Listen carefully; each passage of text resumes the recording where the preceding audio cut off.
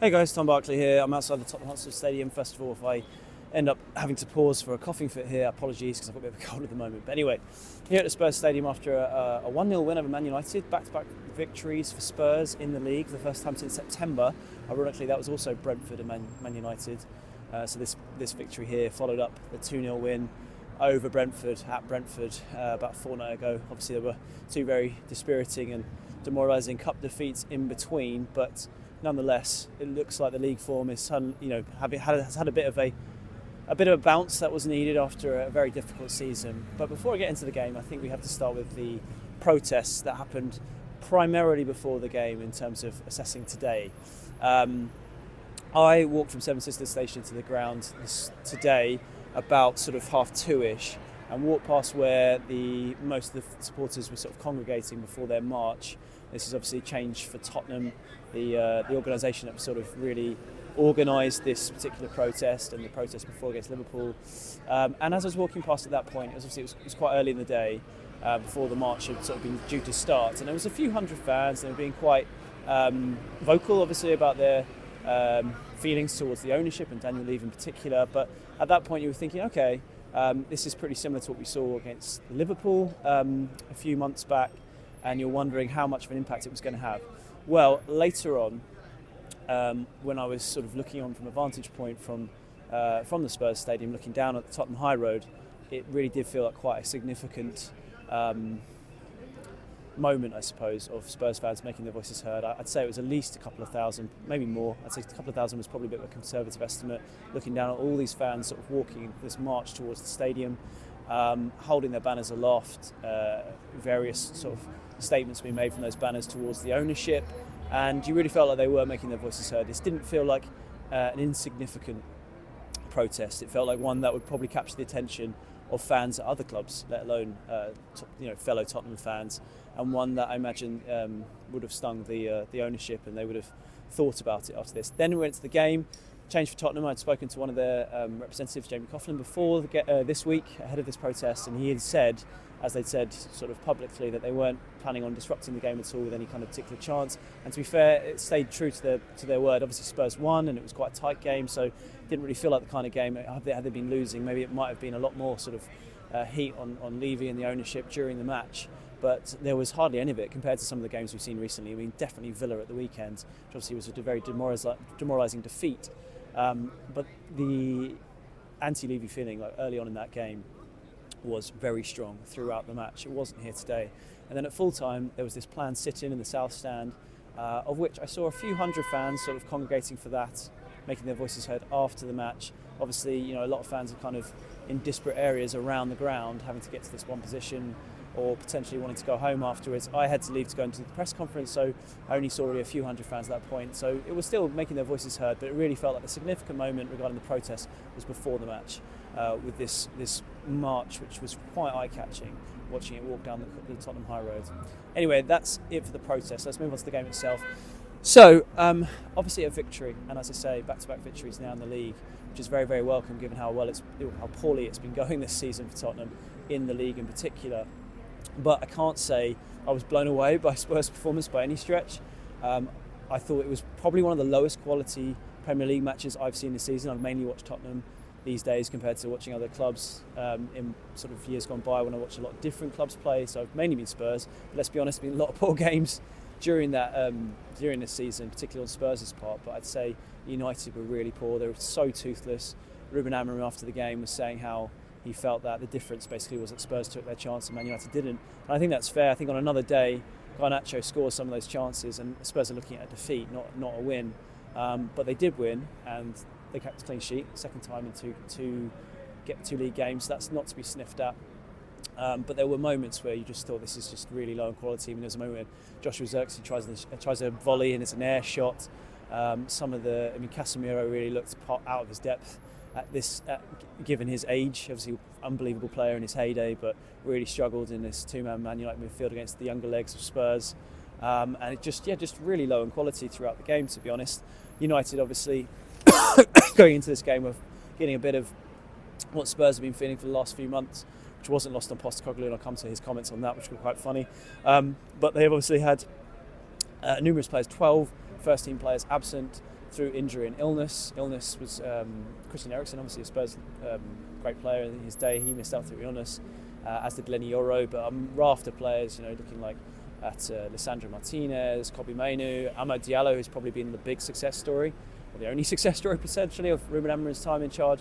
But that meant that United only had on their bench, Victor Lindelof was the only player on their bench who'd actually played for the United senior team previously. The rest were teenagers, all 8 of them, and that really sort of spoke to the sort of strife that United are feeling right now, which Tottenham fans can definitely, and Postecoglou in particular, can definitely empathise with and know exactly what they're going through. But you could tell United looked tired throughout the game. They even more tired as the game wore on. They had no one really to turn to be honest, because of that lack of experience on the bench. And I think that sort of really helped Spurs in this victory. Spurs, in contrast, had the most options they've had in ages on the bench. They actually missed 6 players for this game through injury, which would sound a lot normally, but almost felt like a sort of rare luxury for Tottenham and Postecoglou to have only 6 players missing. So the players missing for today's game were Van der Ven, Romero, Dragusin, so 3 centre-backs, so not nothing at all, and then Werner, Solanke and Richarlison. We saw James Maddison and Vicario start from the off, their comebacks from their respective injuries. We also saw Brennan Johnson come on the bench, Wilson Odobert come off the bench, and Destiny Udogie was left as an unused sub, but he was involved. So a really sort of welcome, obviously victory, but welcome return of key players. And I suppose from a national newspaper's perspective, which is often my first and foremost, it's my main job obviously, to focus on that. It's a bit different with these videos, they're more Tottenham focused, but to give you a flavour of what the national newspapers are particularly interested in, the James Maddison story was the sort of main Spurs narrative, in the way that he obviously scored the goal, but it was a celebration afterwards where he pretended to throw darts like he often does, because he loves, big fan of the hockey, big fan of the darts, but then he gave that sort of shush gesture, which was very, very notable, and it didn't take a genius to work out it was in reference to, or it appears to be in reference to put it more correctly, in direction of Roy Keane, who you may have seen this week. Roy Keane on the overlap had a pop, I suppose, at James Maddison, talking about basically downplaying his ability as a player, really, or as a game changer to take Spurs up the league, really. He was quite disparaging, I suppose, with his comments, and even made a pop about at the darts. So Maddison clearly wasn't having any of that.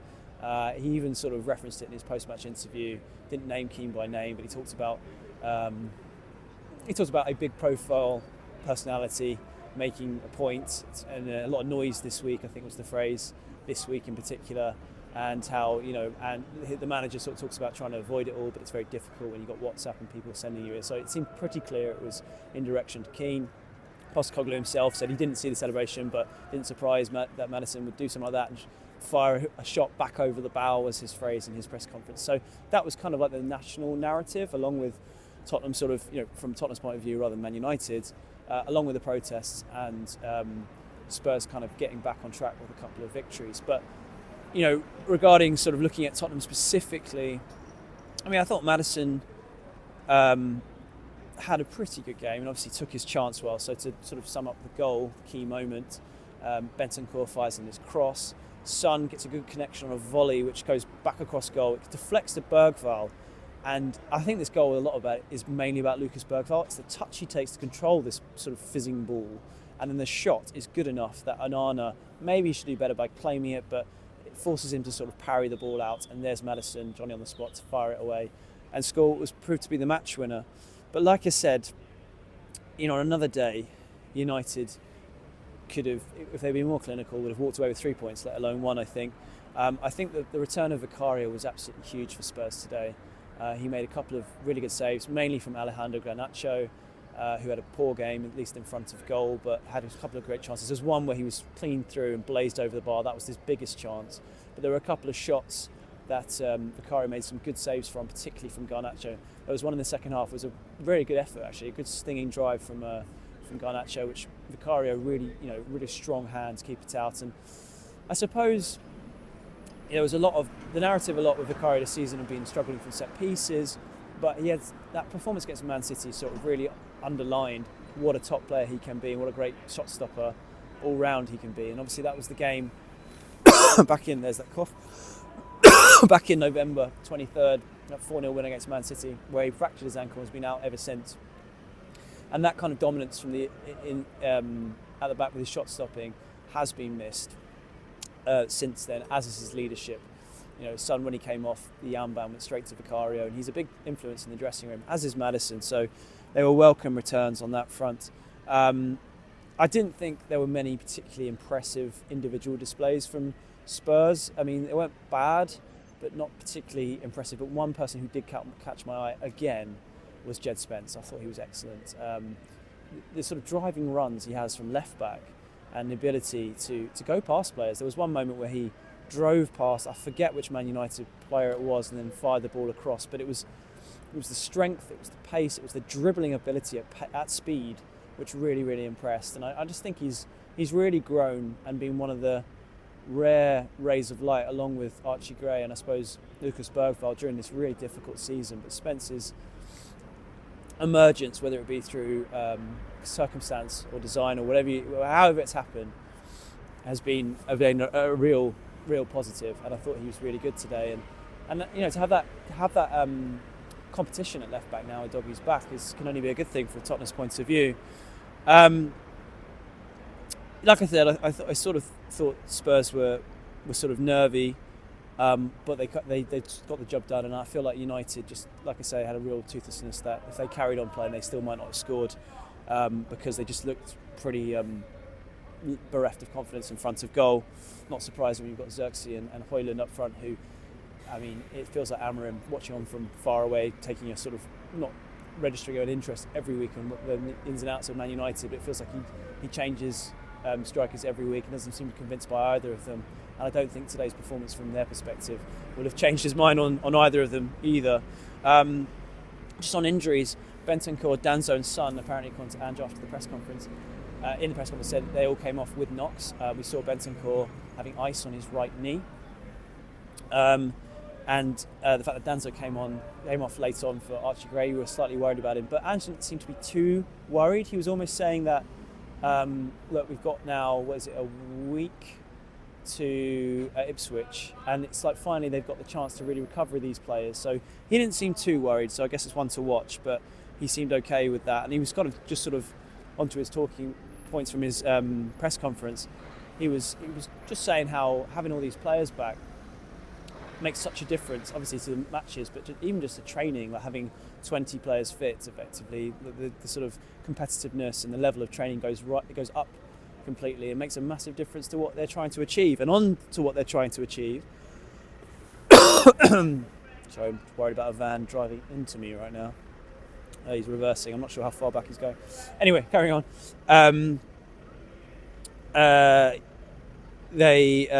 He talked about the fact that he feels like there's still definitely something in the league for them to play for this season. They're up to 12th now, and he feels like there is still all to play for on that front. I don't know about that. Was it 30 points now? I'd have to look at that. I haven't actually examined the table, how far away they are from a potential European competition. I suppose if there's a 5th Champions League place, if clubs do well enough in Europe, then it drops down further. The Europa Conference League, but I mean, let's be honest, I just can't see. It's not like I witnessed Tottenham sort of blow United away today, and they'd have to do a hell of a lot better and be way more consistent from here to be able to climb the league. And even at that pace, with the amount of teams that are above them, I think it's a big ask. But he still seems to think there's a lot to play for at this point. A hell of a lot still on offer, he said. He talked about Maddison. I've already mentioned the fact that he said he felt like there was a shot across the bow from Maddison back towards Roy Keane, but he talked about how good it was to have Maddison back. He said this win was a really important win to get the league form sort of reversed, start getting it going again. And then finally he was asked about Amorim, whether they had any sympathy with him given all the absentees that Amorim had, and he made this quip about not having any sympathy cards in his office from rival managers, given what he's been through. But he did say he had a certain amount of empathy with him, but he said that was one match for Amorim. Try it for 2 months. And I know it's something that's, a lot of fans don't really want to hear anymore, and they've lost sort of certain patience with that argument. But as I've said consistently throughout, certainly as consistently as he said throughout. This is something that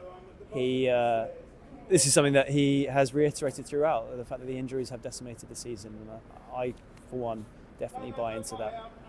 Anyway, I'll wrap it up now. As you can probably hear the van driver next to me making quite a lot of noise.